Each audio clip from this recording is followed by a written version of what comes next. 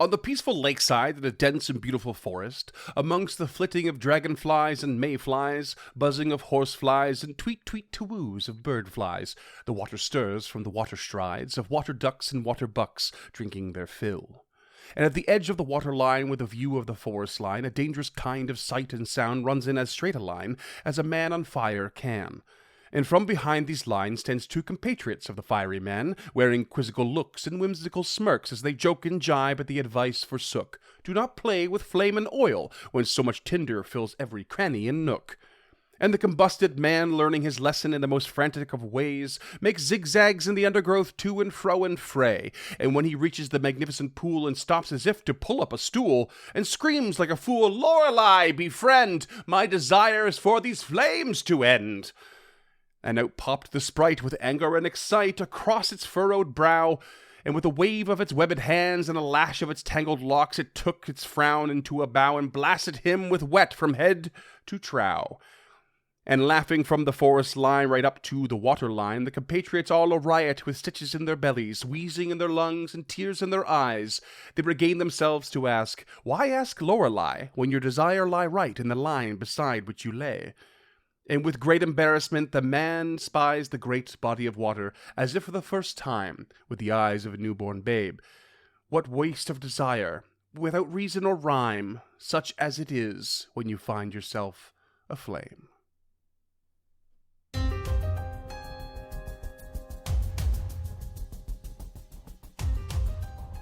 Hey there, creatures, and welcome to Encounter This, a podcast exploration of the creatures from Pathfinder 2nd Edition and the lore that surrounds them.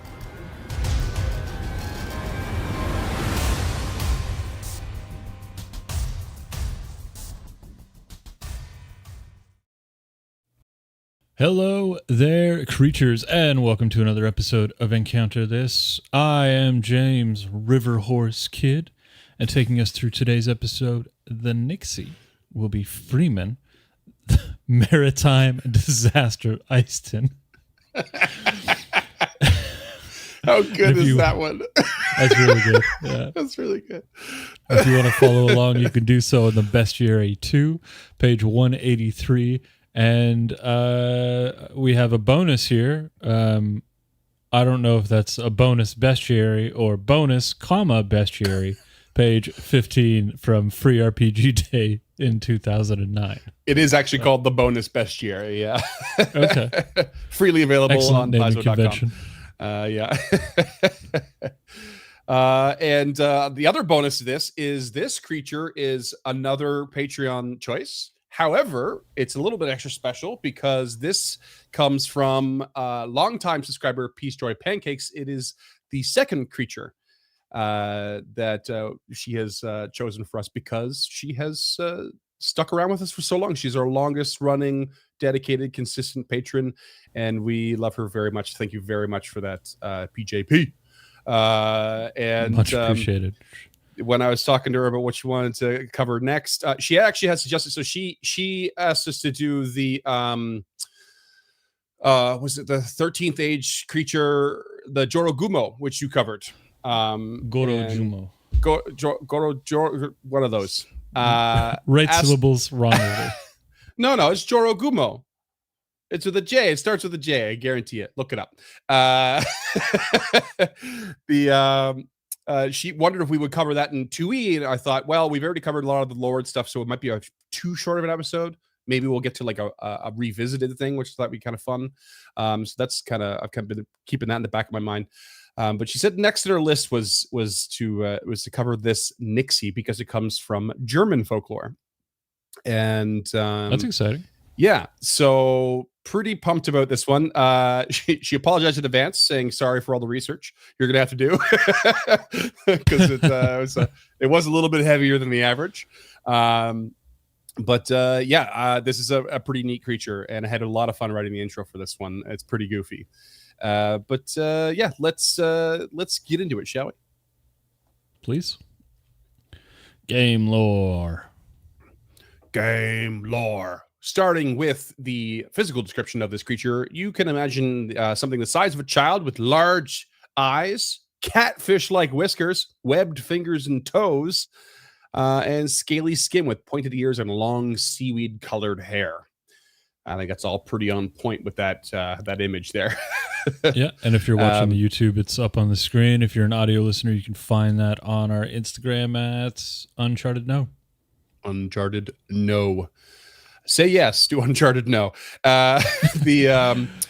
In first edition, a little extra description was added in that the feet and hands were more like that of a duck's or a fish's flipper, rather than a human appendage. That is, yeah. There's the 1 E art. Oh yeah, which is a little more cartoony, almost anime. Yeah. So this came from the bonus bestiary. This looks like fan art. Yeah. Okay. This is free RPG Day content. Skin was covered in very, very fine fish-like scales, and they stand about 4 feet tall, weigh about 50 pounds or 22.7 kilograms. I don't know what that compares to. I don't. That's James's shtick. They do form small communities, like a 50-pound bag of carrots. Exactly. A medium-sized dog. So they form small communities. It's sometimes that sometimes turn into full underwater societies. And if there is enough in one place, that is. One, he does describe them as tribes up to about 80. And some folklore claims that the Nixies actually have nations beneath particularly large lakes. But these are creatures that are found guarding ponds, rivers, and lakes, and other sort of bucolic homes, it was described as, and usually just defending them from predators or encroaching negligent humanoids, and basically trying to stop people from destroying the land in a way. And they are quite reclusive, and they hide from both predators and these encroaching humans, hoping neither will cause them to act upon their trespassing at all. But these creatures come with stories about miracles that they can perform, and but only to those that might be able to befriend them. So unfortunately, they hope that these things will, especially the humanoids, will pass by, but sometimes they're literally looking for them. I just made a backup character for Abomination Vaults, and the history of that character was readily available to really heavily tie in to Nixies, but I specifically avoided them because I knew we were doing this episode, and I'm getting this idea of why that they were suggested to me a couple of times. Okay, cool. That's hilarious. Hopefully I'll kill you and we can see how that goes. So there's predictably that irony, is there, where people are trying to seek out these creatures, but the creatures don't want anyone to be there. But in order to get this sort of miracles performed, you have to befriend them. So you have to seek them out, but they don't want you to seek them out. And it's kind of this cyclical kind of thing happening where they're avoiding you, you're seeking them out, and then you might just piss them off, which means you can't be their friend. So it's a very touchy scenario. However, if someone were to try and approach a Nixie with the proper humility, positive attitude, and respect, even an easygoing openness, which I read as a hippie-like attitude, they are likely to respond to your any need for aid, in particular. So that is sort of your there is to have a certain sort of composure and the need for aid, and then they might respond to that. Only those who have properly befriended a Nixie are extended any invitations of any kind, and those include swimming with the Nixie or dining with them, and only the most trusted are gifted their sort of minor wish. Don't let that make you think that it's anywhere close to the wish spell. It's not. Right. It's not at all. No, I didn't figure it was. I just keep thinking that these things are just like trying to put a cat in a carrier. Like you've got to befriend it. I have a story about that we left when I was about 15 or 16, we were leaving my childhood home for a new house, and we were packing the whole thing up, and we were in a bit of a rush, and we had 3 cats, and one of them we had to borrow cat carriers. They never left the house. So of course the cat carriers smelt like other people's cats. And so we have one cat that we could not get in, me and my sisters or whoever, me and my brothers. We were trying our best to get the cat in, and it was just freaking out. And there's my stepfather, who worked pest control, it still does, for a very long time. Just walked into the room, grabbed the cat by the scruff of the neck, turned the thing on its side, and just plonked it in, shut the door, and the thing is just howling, and he just marched out of the room. We're all like, whoa!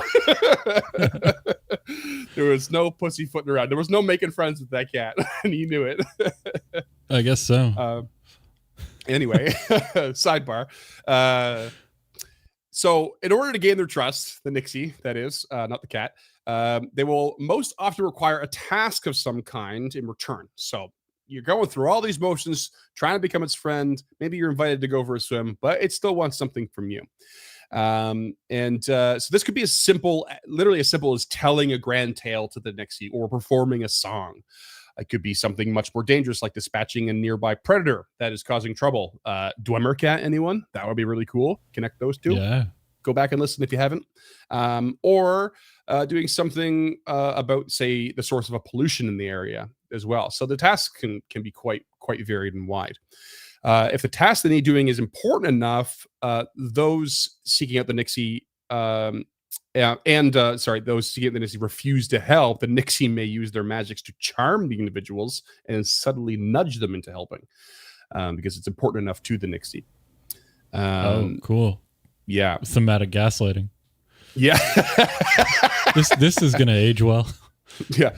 It's a fey creature, by the way, so no surprise.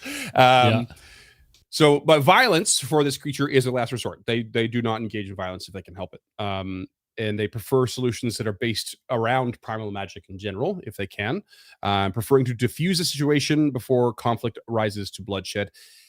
In this pursuit, they lean on charming intruders and convincing them to leave peacefully, or they may use local fauna to scare them off.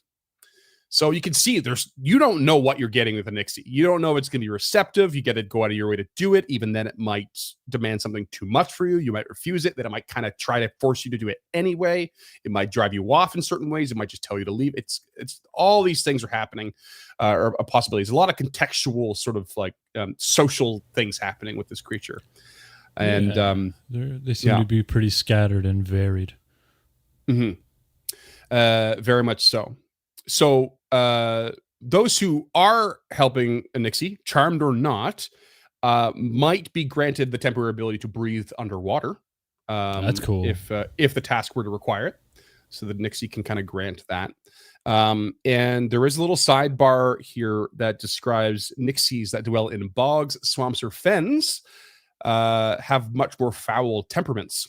And they are much more quick to violence and delight in tempting those who seek their power into doing unplanned acts of evil.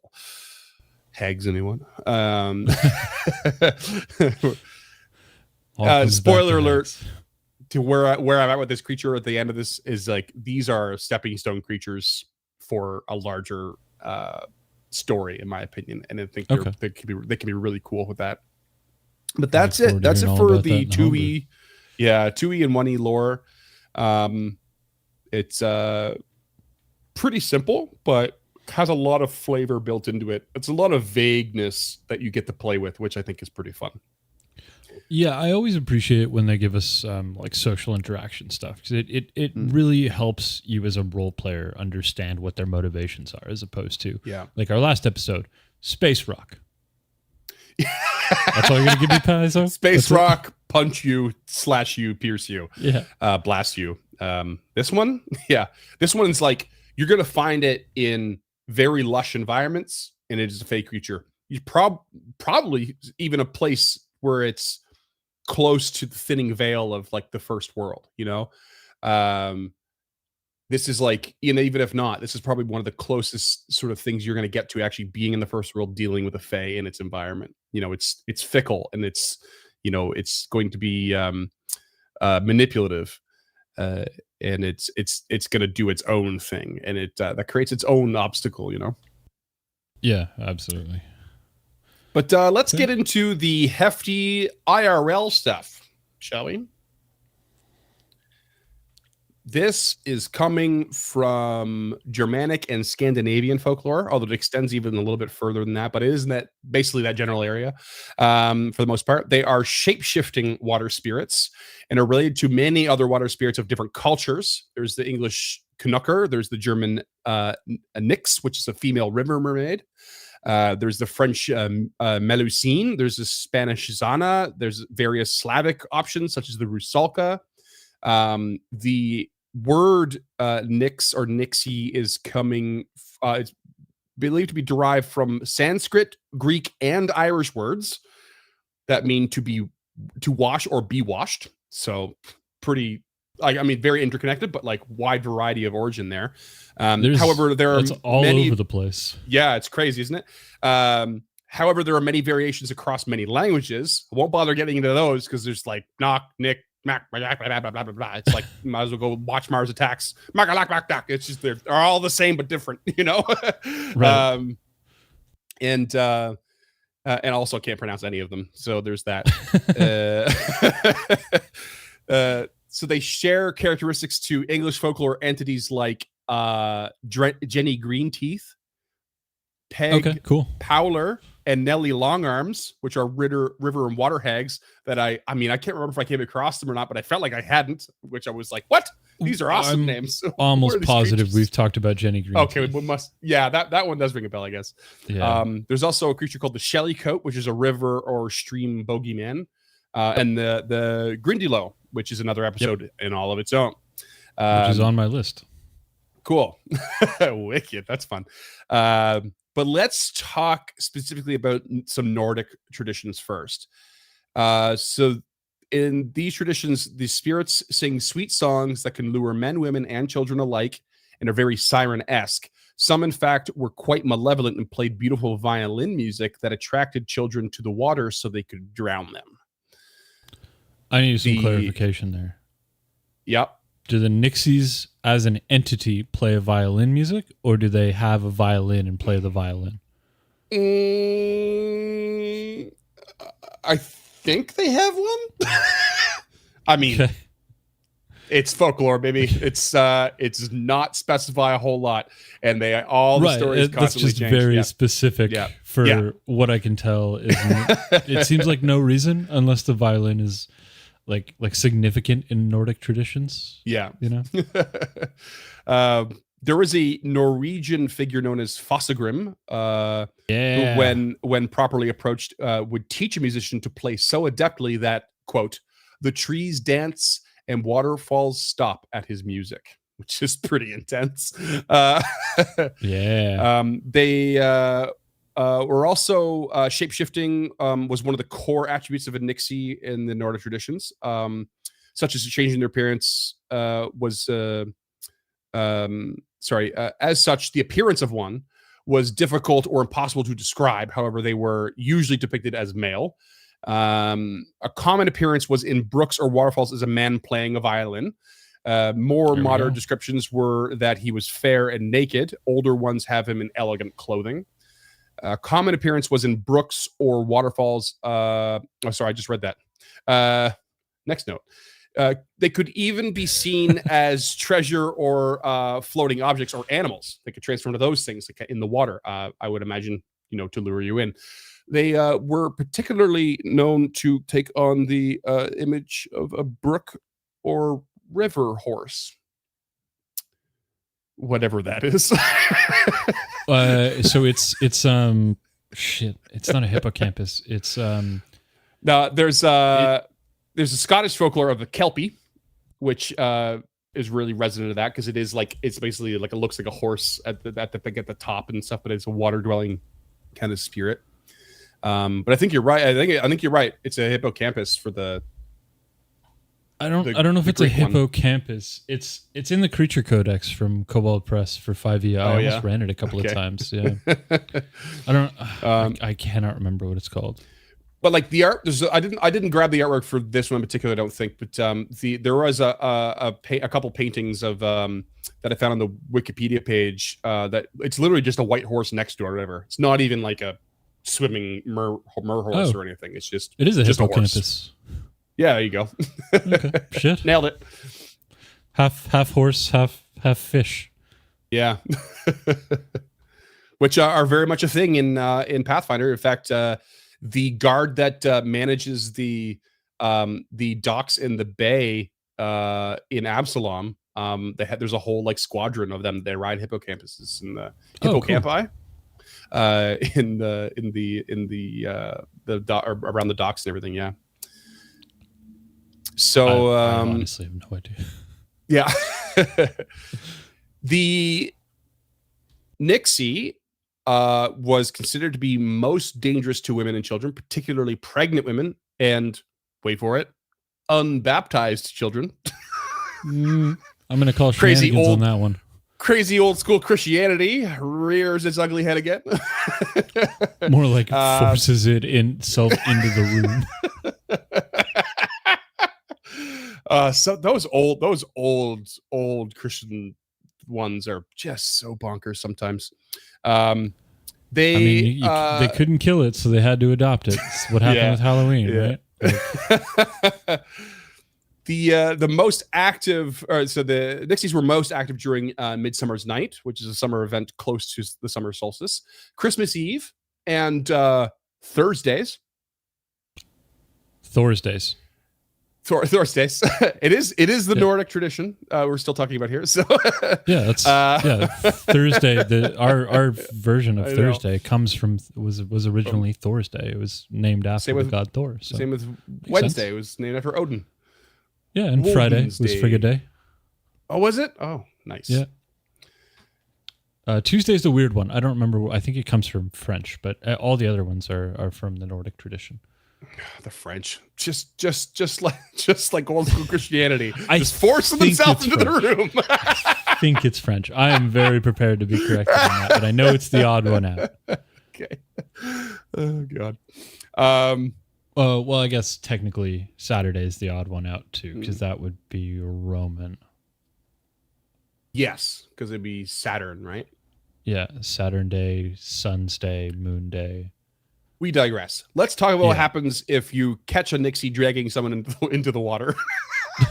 There's apparently a way to stop them, and it was by calling out their name, presuming you know it, I guess, which supposedly just outright killed them. So I guess you would probably never know it, because why would they ever tell you? Because then you could just kill them, and they're evil. So right, you'd have to barter for it. Yeah, I guess so. Yeah. But they don't seem to actually barter for anything. Well, I guess they. Not with the Nixie specifically. Oh yeah. Normally in those folklore, then these kind of stories, you meet a sage and the sage helps you. Or maybe Jenny Greenteeth will give it to you. It's possible. Yeah. In exchange for murdering every cow in your village or something. You could learn the music from the Nixie if you brought it a treat, quote unquote, which was in the form of 3 drops of blood, a black animal, branvin, also known as Scandinavian vodka, and snus, which was Scandinavian snuff. Okay. If you brought out all those things, then it might teach you its music. I mean, that is legit a party. Vodka, cocaine, and blood. And a black animal. Some sort of black animal. Right. There's a cat, some blood, coke, and a bottle of vodka. Honey, why are you painting the dog? This sounds like a goth party I went to once. So these Nixies could also serve as an omen for drowning. So they basically they would call out from a particular spot on a lake or river and scream like a loon. Is what it said. And then a drowning was supposed to occur later on the exact spot. You all right over there? I guess it sounds like something's scratching through my ceiling, so I apologize if that comes through on mic listeners. The people who live above me are fucking assholes. But this is a new level. It sounds like something's literally burrowing between the floors. He lives below giant sloths, and they just the big claws on the floor. Yeah, I actually live below Freeman. That's not true. That's not true. So apparently the drowning would occur on this exact spot. But I guess you just don't go there. Although I guess you don't know the spot. I guess if you hear the call of a loon, don't go swimming forever is the solution. Alternatively, I'm doing however, that my whole life. Swimmers could avoid being drowned by the Nixie by throwing a bit of steel in the water. Man, superstition is bonkers. Steel's a weird one, but okay. It's just all over the place. Cold iron, maybe? Fey creature. Well, yeah, that would have been my initial thought, but steel, as far as I know, isn't cold iron. So, yeah. Here's a fun but dreadful fact. In Scandinavian, water lilies are sometimes called Nix roses, which comes from a tale about a father who promised a Nixie his daughter in exchange for great hauls of fish. She refused, understandably, and then stabbed herself to death. And she stained the water lilies red forever. So now whenever people see red water lilies, they're sometimes called Nix roses from that story. That's pretty cool. Dark. I'm dark all about folklore. Dark stories like that, like the cherry blossoms and stuff like that. Wild. So, yeah. So let's talk about a wee bit of German tradition, shall we? Where do we go? So they originate as river mermen or mermaids in the German epic poem, forgive me, PJP, Nibelungenlied, or the Song of the Nibelungs, mentions the Nix in relation to the Danube River as far back as 1180 to 1210 Common Era. So that's quite a ways back. Over time, they became more of a water sprite, but still lured people toward the water. Males could shapeshift and take on the form of a human, fish, or snake. Females had the tail of a fish, so still very mermaid-esque. And they were spotted in human form. If they were spotted in human form, you could notice that they were a Nix by the wet hem of their clothes. Just the hem. Straight giveaway. Yeah, just the hem. Yeah. Man, it is. We haven't had rain in weeks. Why is your hem wet?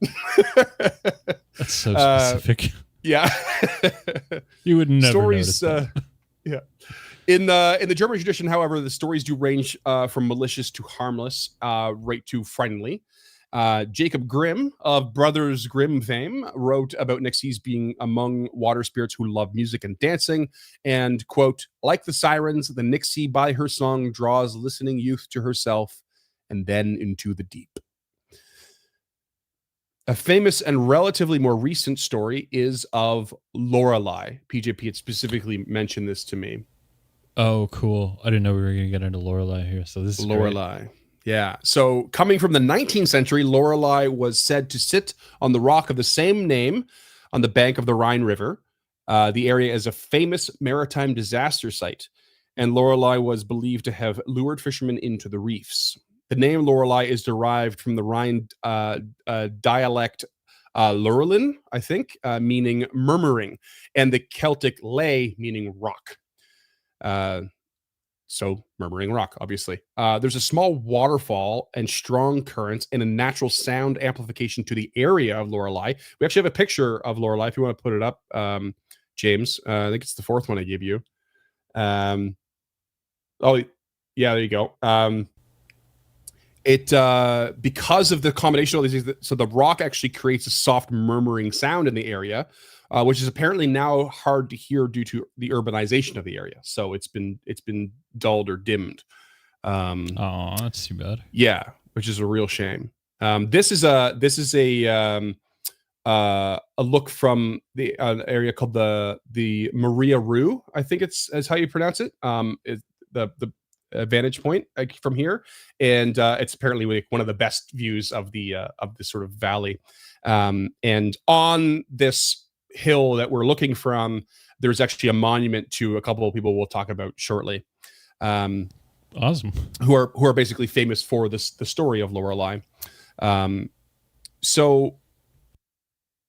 fact: Germany had a spelling reform in the year 1901, and the letter Y was changed to I for nearly everything in the German language. The exceptions being proper nouns such as Bayern and other like towns and areas and stuff. This is why we have the spelling of Lorelei with an EI at the end now, but it was originally an EY. And you can still see, like, there's still images of people who put signs up around the area and stuff, and some people still refer to it and write it down as an EY. The folklore of Lorelei starts with a fellow named Clemens Brentano, who first told the story of an enchanting woman on the rock. And the beautiful Lorelei was betrayed by her love, was accused of bewitching men and leading them to their deaths. And rather than sentencing her to death, a bishop sends her to a nunnery. Classic. On the way, she has 3 knights to guard her to the nunnery, and they come to the rock, now known as Lorelei, and she asks to climb it to see the Rhine for one last time. Doing so, they allow her, of course, and doing so, she thinks she sees her love in the river and falls to her death. And the rock now forever echoes her name, and that's the murmuring. Yeah. Following up, I really like that story. Yeah. Following up Clemens is Heinrich Heine in 1824, who writes the poem Die Lorelei, describing a siren who sits atop the rock combing her golden hair.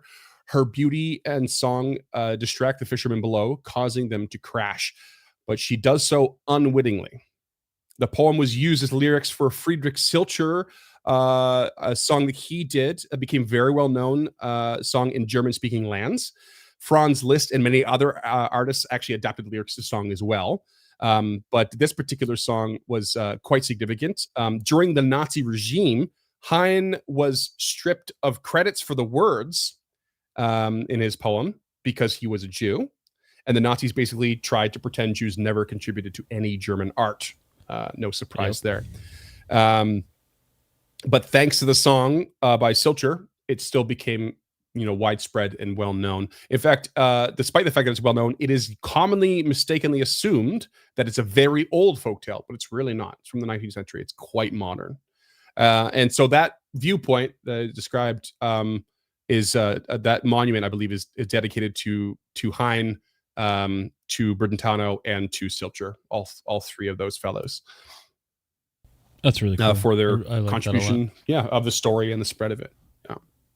But that's it. I mean, there was a lot more. I'm not joking when I say there was a lot more, and a lot of it was really mundane, small snippets, but I pulled the things that I thought were funny and the things that I thought were interesting. And I don't know a lot about it. Most of what I know comes from Hellboy, but it seems like you nailed it. It was really good. It was concise. There was enough information there to really paint a picture, even though there's always going to be stuff we have to cut for time or entertainment.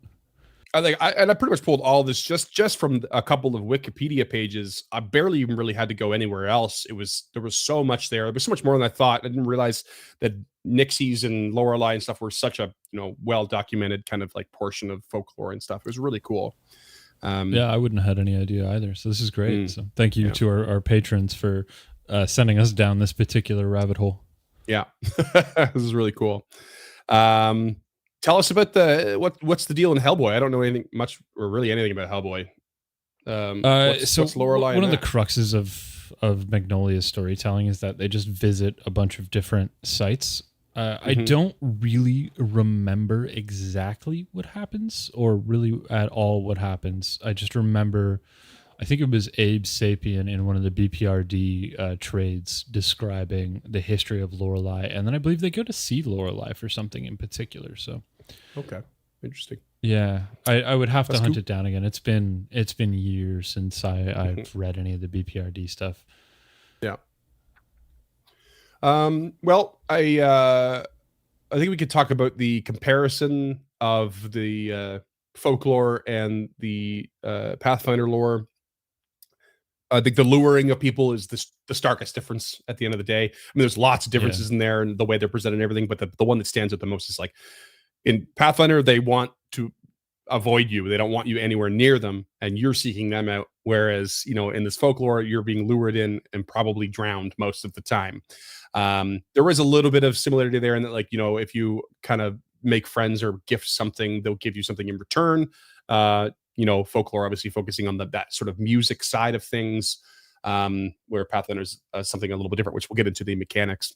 So the 2e version did talk about, however, like some more testy ones that live in the bogs and the swamps and everything, but 1e did cover it as well, but it's slightly different form. And in fact, they specified a little sidebar in 1e that they mentioned that like this comes from English and German folklore, and that their version is much more benevolent than those of the folklore, and they gave you options to make more malevolent Nixies, by offering them a lure ability that works like the harpies, and shapeshift ability that locks them into like smaller, medium aquatic creatures. But adding these abilities would increase its CR by 2. So they were definitely more dangerous. I like that. That's a really I really appreciate that Paizo recognized that they had taken the Nixie, stripped it of all the siren and harpy stuff that actually makes it a Nixie. Like it's essentially just I don't want to say. I mean, I guess it's technically like a regional palette swap of a siren. Right. Yeah. And kind of is, yeah. Rather than being on the rocks by the sea or the ocean, it's on a river or a lake or something like that. Yeah. Yeah. So it's really cool that they gave you the mechanics to bring it back to that traditional, because it's clear that they felt like they already had this stuff or a creature that fills that particular niche, but they wanted to include Nixie. Either for its prevalence in folklore or because somebody was a fan of it or for whatever reason. So I like that. I appreciate that. That's it. That's all I got for lore. We can hop on over to mechanics whenever you're ready. All right. Let's do it. Slipping into some coveralls, trying to figure out how shit works.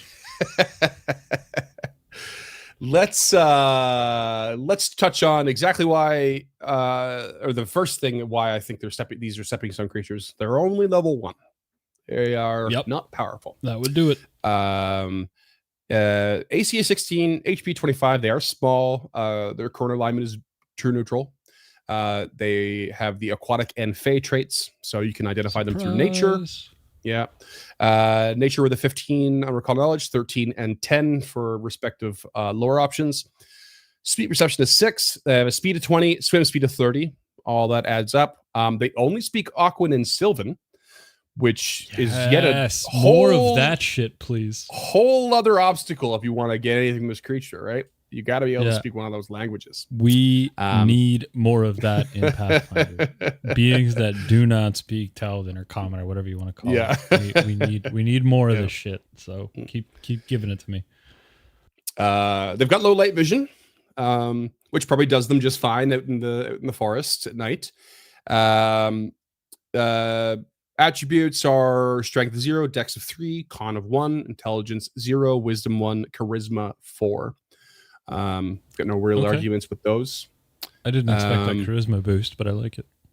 Yeah, I mean they're there to convince you to go or stay or whatever, right? So they kind of need a little extra boost. They do have a 6 in athletics, which I think is meant to just be reflective of their ability to swim. Yeah, it would be. Kind of would be nice to see if they had a little bit of acrobatics as well, but they don't. They've got a little boost to nature and stealth, which I think are both fine. Fortitude save and will save are the lowest, both at 6, but reflex is 10, so they're pretty nimble. Again, why I think they should probably have some acrobatics. And the only damages or weaknesses to speak of is cold iron 3, which is a fey thing, cookie cutter kind of thing. Yeah. They do have a passive defensive +1 status bonus to all saves versus magic, and they have a passive ability to be able to use diplomacy to make an impression or make simple requests of aquatic or amphibious animals only. Which does tie into the lore a little bit. Like they for example, if they need you to perform a task and the task needs to be underwater and then give you the water breathing, they could also say, request that this little frog guide you to a certain spot. It's like, can you swim towards such and such underneath the lake, and so they can communicate that, and you can, then you're on your merry way to complete said task. Do you have to be trained in diplomacy to make an impression? Do you know that off the top of your head? Is that why this is a passive ability? I don't think you do, though. I think anyone can attempt to make an impression on anyone. You're going to want to be trained because you're more likely to make a wrong impression if you're not terribly diplomatic. But I don't think it's a trained required one. And request is the other one. They're both mechanical words, but I don't think either of them are trained.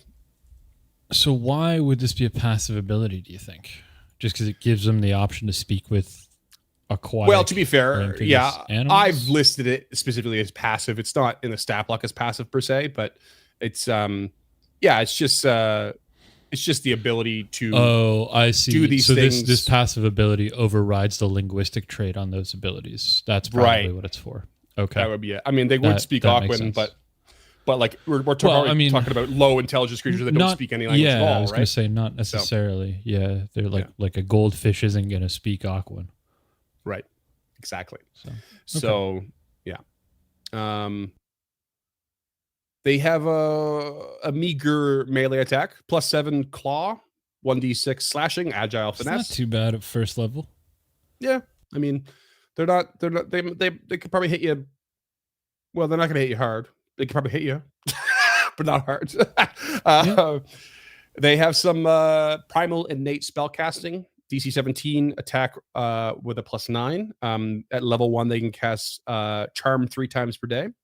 So that's their effort to turn you friendly towards them to help out. That's so much. Yeah. On a failure, I think you turn your attitude to friendly. But there's the caveats provided you aren't, there hasn't been threat already, or hasn't been any hostile actions. I think with those you get like a bonus to said saving throw or some such. So it's not a gimme per se, but it is their best effort. They also have the ability to cast hydraulic push, which is like one of their offensive options. So just hydraulic push powerful, is an excellent first level spell. It's really fun. Yeah, just 60-foot range too. It's pretty big range. Blast of pressurized water, deals bludgeoning damage and does a knockback, which is really fun. And then they also have level 2 water breathing, so that's they can help you out with that. That's cool. But their real shtick here is the ability called Grant Desire. It's a 3-action ability. It has the divination and primal traits. It can only be done once per day. And a creature can never benefit from Grant Desire from the same Nixie twice, ever. Oh, I like that. And this only works on non-fey creatures, and it only works in response to a request or a desire of said non-fey creature. What it does, though, is so simple and so, it had me wondering what the hell the use of it was at first. It basically, they could duplicate any first level spell or produce any effect of similar power. That's all it does. So I thought, okay, what are you asking it? What is the lure to seek this creature out exactly? They're not granting a miracle to you, and so you might actually be going in being set up by your GM for an actual disappointment, because maybe the rumors in town, talk about how miraculous these creatures are. But it really is a simple thing. However, that does create a much wider variety of options than I anticipated. And it's a lot of GM discretion here, I think. So I went down the list of level 1 spells, and just made a small list of probably 30 options that I think could in some way be useful. And they range from an alarm spell to jump or long strider, to sharing lore, to restyling your clothes, to hiding your pet in an extra dimension, or your minion or your familiar, to putting you in pest form for 10 minutes, to casting magic armor or mage armor on one of your characters which lasts until you do your daily preparations. Floating disc to carry things around. Literally heal if you're out of options. Illusory disguise, doing things to different objects, like imprinting, things on them or making them invisible. Purifying food and water. One called Signal Skyrocket, which I had never heard of before. But maybe you need to signal someone. There was lots of really cool things here that I thought were pretty neat. And that's just spells. It specifies anything of an equivalent power, which is like, go through level 1 creatures and see what different abilities they have. Maybe it can do that for you, whatever it is, however helpful it might be. I have no idea. It would take a lot of research to figure out the full breadth of its capabilities, and that's after actually getting its favor, I guess. What do you think about that? I have a hard time with this. So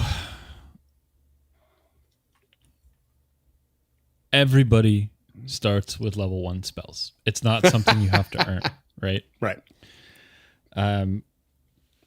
So that's fine. Like, you can probably go out and buy a level 1 scroll. They're not particularly expensive. They're not cheap. And because remember, this is a copper economy and we're talking about gold pieces here, but it's not out of reach for anybody, let's say 2nd level or higher, to pool their gold and buy a scroll.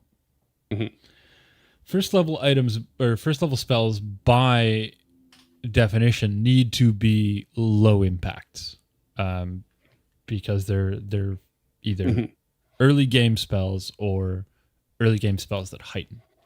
So we know for a fact that these spells don't heighten because it's a first level caster. So there are only a couple on this list that I can think of that would even kind of be worth it. So remember, you have to do a task. You have to seek this creature out, get them on your side, then complete a task, and then you get it.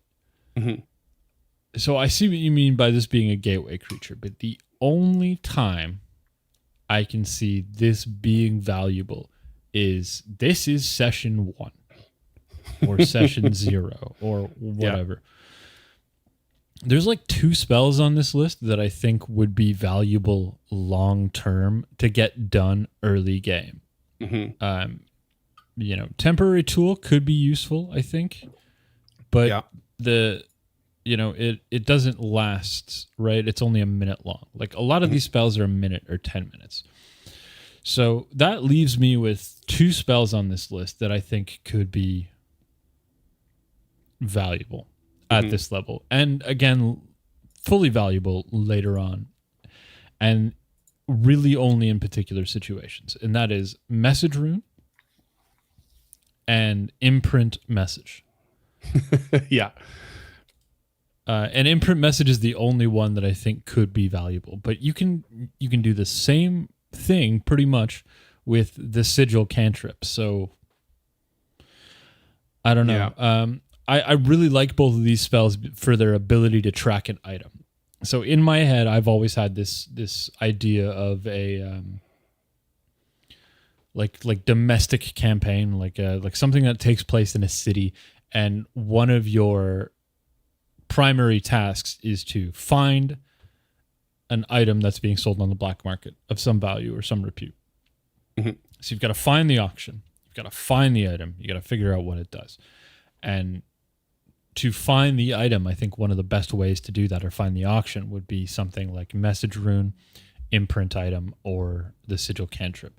And I really like the idea of being able to follow an item around through a magical spell. And I think that would be a good way to do that. I think these spells have very, very specific use cases.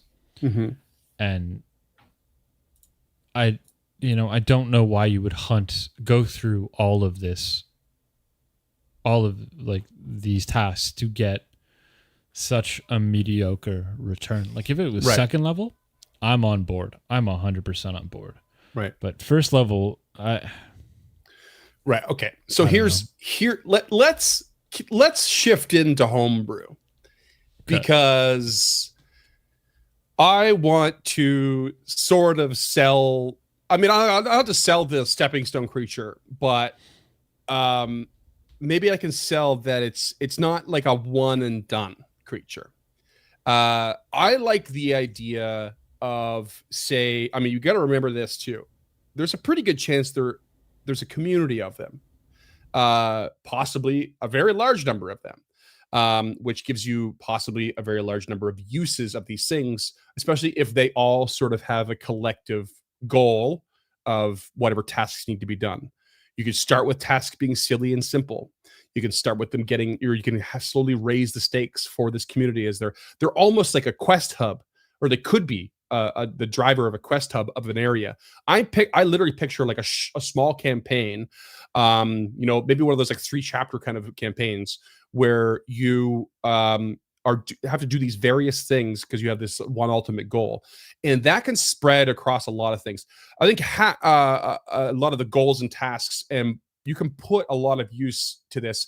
But I think what you should do is do the research as a GM, create a long list of options that can be, assuming you do this, you get this many sort of grant desires.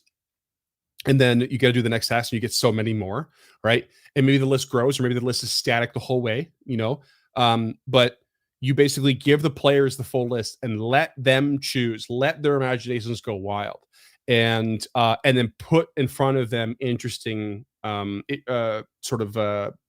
obstacles. So let me give you a random one. And again, I think the GM should be really loose with some of the interpretations of how these can be used, especially for flavor, the flavor that the players come up with.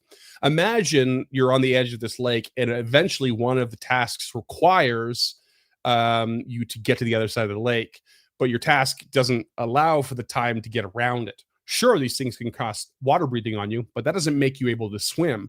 And being in the water perhaps is quite dangerous, especially in the deeper parts of the lake. What if someone were to say, well, I want buoyant bubbles cast on me, which means you basically still have to do your swim checks, but you're not going to go under. But someone is like, that person is like, I'm too afraid to swim around. I'm not going to pass my checks well enough. And I don't want to dispose of my armor. So you put buoyant bubbles on that person. And then you have someone have them cast tether on you and the other person. The strong swimmer casts tether, and that way you can pull them across. Maybe you do the same thing with floating disc. Maybe you also get to the other side of the lake with as many lengths of rope as you can manage, and you use thoughtful gift to send the other end of the rope to the to one side or the other. So you can send something across the lake so that you can pull someone across on like a log or whatever to be a safer route. Imagine along the way, you have to encounter a hag, and this hag in particular loves won't talk to people most of the time, is actually quite reclusive and not that keen on making a deal, except they love to take down the rich. They love to take down those who think highly of themselves. Bam. A spell like fashionista, or like the one that like permanently changes your clothes into something that is like fancier, and then you can fake your way in, get a bonus to your ability to fake your way into talking to this hag. What if and then like things like nudge odds are really cool. There's one in here called, I think it's called exchange. Is it exchange something? Exchange image. You could exchange your image with that of the Nixie. It look like the Nixie for like, I think, hours. Duration varies, but if you're a willing creature, you can critically fail the save and look like a Nixie for 24 hours. All of these little contextual things can happen, and that's just the spells that I chose, and that doesn't even cover the whole list at all.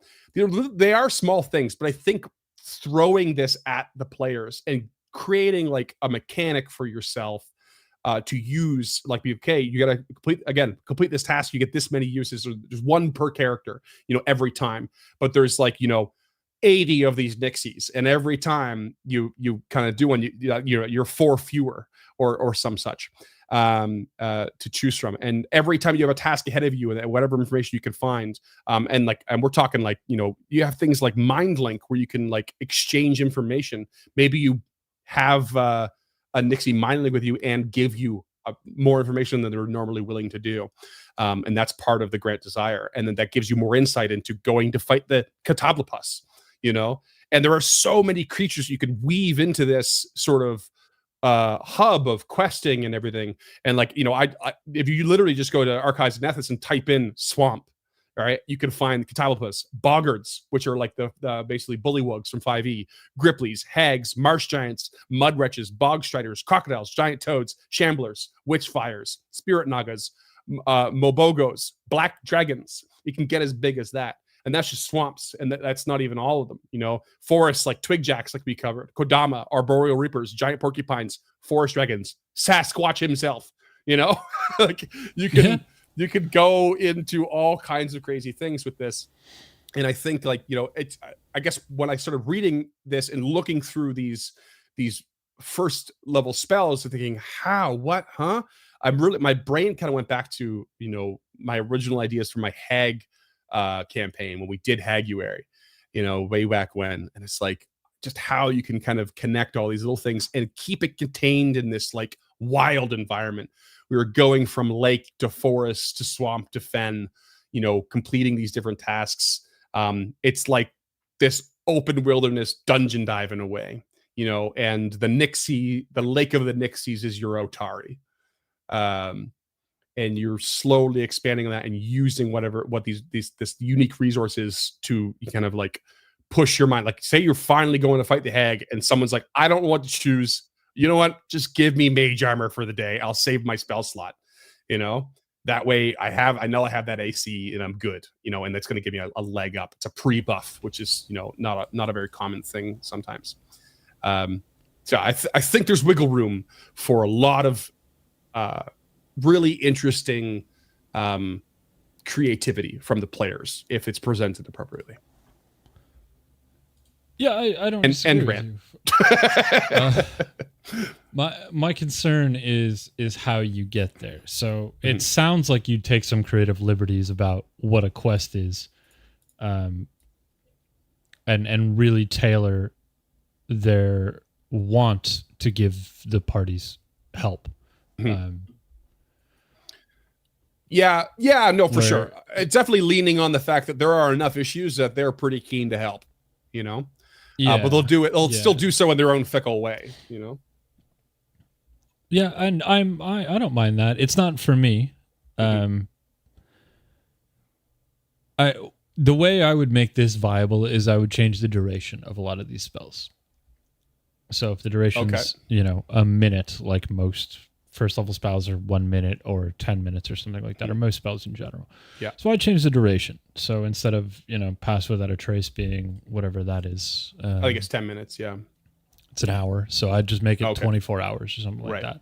And just increase the duration to give it more usable value. Like when you were talking about using Tether's like a 10-minute spell. Like 1 minute or until dismissed. Like, and that's definitely why I said it was like you should be liberal in the interpretation of these options. Yeah, and I agree with that. I think if you change the duration of a lot of these spells, it becomes a much more interesting starting point. Yep. But if you as a GM are stingent and you're running this rules as written, I don't think there's a whole lot of value to be seen here other than a couple of things that we've talked about. Maybe weave wood or heal. But again, if you can just go into town and get those things. I also wanted to provide, so with my intro, I wanted to provide a bit of silliness to the scenario as well. And keep in mind that some players will just want to do something cheeky and silly, and literally waste one of these Grant Desires. And if that's the case, obviously you're not going to provide 80 options here for that. And I think with what you're saying, especially the durations, I agree with you. I would shorten the list even. I would make it a little more focused, and then make sure that the tasks ahead of you take very, very strong advantage of those, but while still being challenging.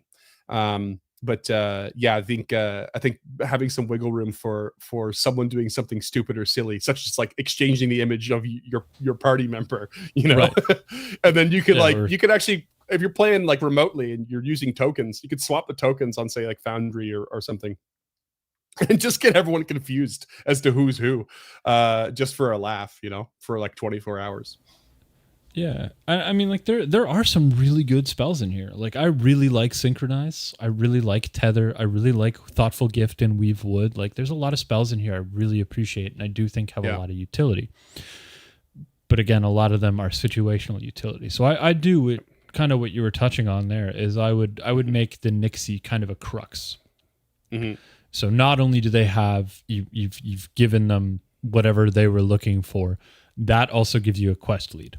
The Nixie gives you another quest lead, and maybe you've got a third quest lead from just hanging out. So in this three quest lead sandbox, I would give you 3 spells that I think would be tailor made to each one of those, and watch you pick Synchronize when Pass Without a Trace was the right move, or Pet Form when I really thought you were going to use Mending or what have you to put 2 pieces of some shit together for whatever reason. So I would simplify it like that. Here are 3 quests. Here are 3 spells. Choose your own adventure and see what happens. I do think they're a good idea for that. And if it's Pass Without a Trace for 24 hours instead of an hour, or Juvenile Companion for 24 hours instead of an hour, or Item Facade for a week or some shit like that, or Invisible Item indefinitely, or just add a little bit. Sure. Like the players can do all this stuff. Like with the right party makeup can just do this whenever they want. Right. But I mean, what is the value? Not everyone has the right party makeup. You can play 2E without a caster in the party, right? And these would be extremely valuable to that party, Also, bear in mind that I guess the Nixies don't have to be the main quest point, certainly, but like a regular one that's with like sort of sub quests or sub parameters to quests, even, like say you're going to, take on the Catopopus or some of the boggards that are causing, environmental issues, but the Nixies are like, well, if you're going there anyway, what I think you should do is like, save one of our kind that lives out in the bog there. And maybe that one out there is a real pain in the ass and kind of wants you to die, but your sub quest is to make sure it's okay. And you won't want to do it role play wise, but if you do and you come back, you now have another option to have your desire granted. Right. So but your main quest was to get the Catopopus, because that's an environmental issue for maybe a larger issue, situation that's happening for like, whatever town you're from or some such, and you can keep coming back to the Nixies and they'll always have a little sub challenge for you, and then offering you things to help you as a result. Yeah, I dig it. That's got some real Legend of Zelda minigame kind of vibes. That I dig. It's not for me as a GM. I can see its place. I don't have a place for it in any campaign that I'm currently interested in running, but that doesn't mean it doesn't have value, especially if you as a GM want to modify some of these spells, whether it be the duration or the targets, the quantity of targets is what I'm trying to say here. There's lots of wiggle room. I guess the point would be, just try to keep it from becoming too powerful. Or if you want, try to find a way to have it scale a bit where, the harder the task you perform, the more powerful these things come. It's a lot of work on your end to prepare, but maybe, those things do only last for 10 minutes to start, or that hour for Pass Without Trace. But maybe as you progress and you keep coming back, they go, okay, well, now you get it for the day, or you get it for the week, or something crazy like that. As you're eventually going down to hunt that black dragon, play with it a bit, like, and let it scale to the degree of the players, and keep it contained to your story and your campaign. Yeah, keep it fun. Like this really comes across to me as more like a whimsical thing, because this is a very, very disappointing reward. At least, like if I was a player, this would be a very disappointing reward. Yeah. And I did. So, I had to go well out of my way to make it feel like it was, but sometimes it's the job of the GM and not the job of the stat block. Yep. They've I given agree. something there that is vague enough. And I think the fact that it says first level spell, or any other effect of similar power, that's not a direct quote, but it is those two things, one of those two things, or both. And that, to me, the latter to me says change the first how you like, you know, or vice versa. Yep. Or come up with something on your own, you know, and that's all the stat block I think is obligated to do. And then from there, you got to figure out how you want to do it yourself. Yeah, I'd probably come up with some options myself, like once per day, you know, or one time, you know, like some talisman actions, you know, one like you essentially get one time your strike adds 1d6 bleed or something like that, or you get a one time fire breath of 1d6 fire damage in a 15-foot cone, you know, level appropriate reflex DC or something like that. Right. Yeah. Just because first level spells don't really do it for me. Yeah. One I think is really funny is one called Personal Rain Cloud. Oh, yeah. Imagine if someone just cast that on their friend just to piss them off.